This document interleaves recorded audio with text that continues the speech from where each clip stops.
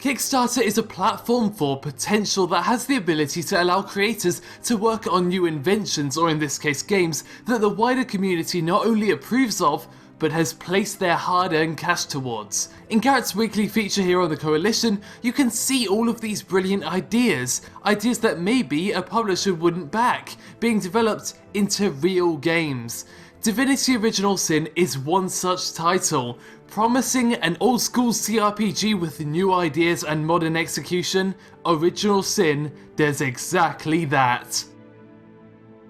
You begin the game with your two-person party of source hunters arriving in the town of Sicil to investigate reports of sorcerers, magicians using a particularly evil type of magic.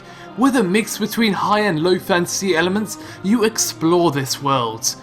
But that's not going to be on your mind as you play through Original Sin. What will be on your mind is how you interact with this brilliant fantasy world and the characters that inhabit it.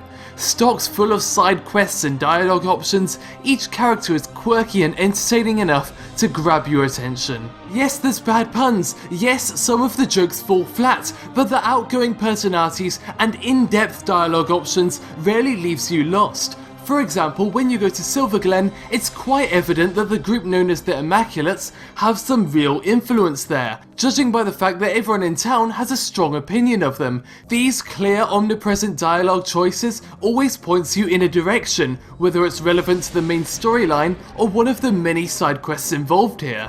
That is, if you can be bothered going through all of these. In classic CRPG fashion, you are going to be overloaded by text. For fans of old school CRPGs, this isn't exactly a surprise, but for newer players, it can be very off-putting and some might say boring.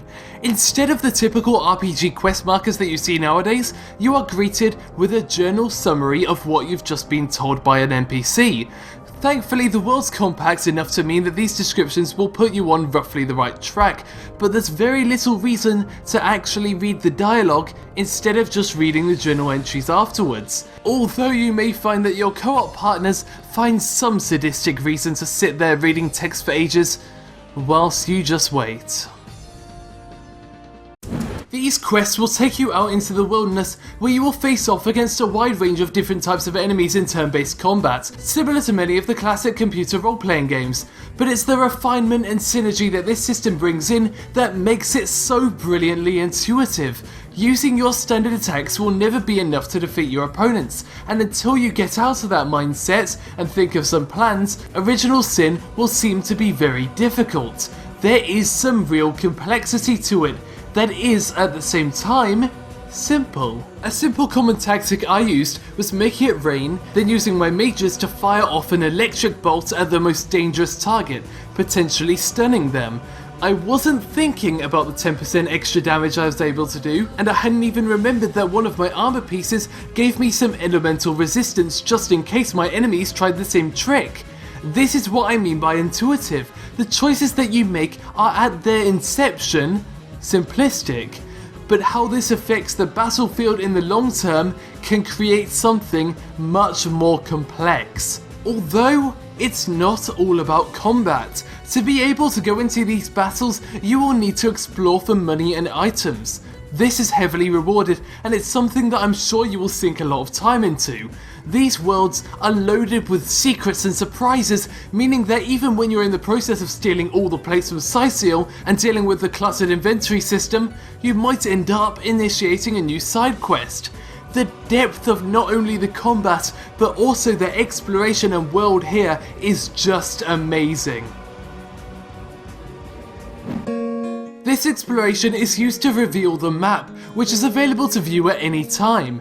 With a variety of environments and weather effects, Original Sin seems to capture you in this illusion of adventure. These environments not only affect battles in terms of stat and elemental bonuses, but also visually. When you electrocute a puddle, it will light up with electric shocks, clearly demonstrating to the player that they shouldn't stand in it. However, even though this is a nice touch, it can be easy to completely miss these effects.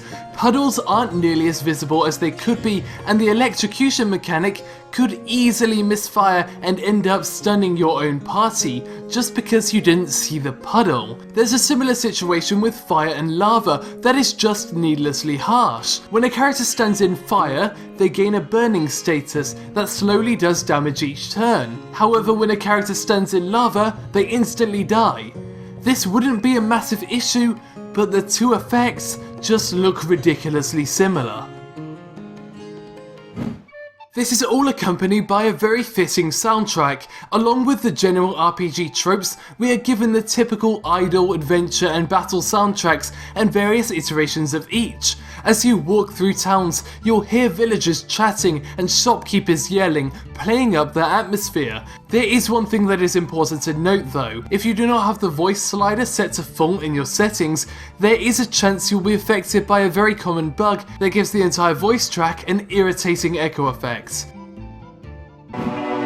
But these are all minor issues that can be either fixed or overcome easily. What's important to consider now is not whether this is a good game or not, because it is indeed brilliant, but rather whether it's the game for you or not. Obviously, if you've been following the Kickstarter of this project or are a fan of CRPGs, you've probably already picked it up already. But if you haven't, do not buy this on impulse. Do not buy it just because you think it might be a bit of fun.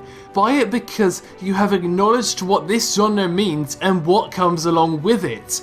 It is indeed an old school CRPG with new ideas and modern execution. If you can get excited about any part of that phrase, I recommend Divinity Original Sin as a game that you will truly love, and I hope that it sets a trend for future titles. I gave Divinity Original Sin a 94 out of 100, and it is nothing short of amazing.